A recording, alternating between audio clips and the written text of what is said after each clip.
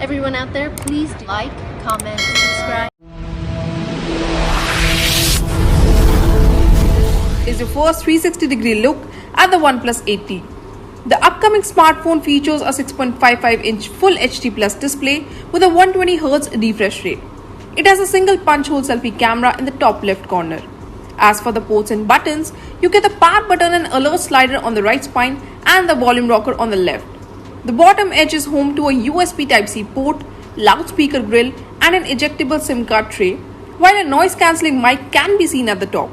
The back panel features a redesigned rectangular camera module housing a 48-megapixel primary sensor, 16-megapixel ultra-wide lens, a 5-megapixel macro and a 2-megapixel portrait sensor.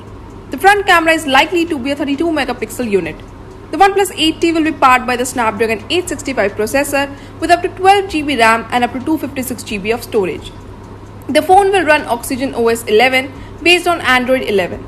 Last but not the least, it will feature a 4500 mAh battery with 65-watt warp charge support. Those were the complete specs and renders of the OnePlus 8T, brought to you in association with OnLeaks.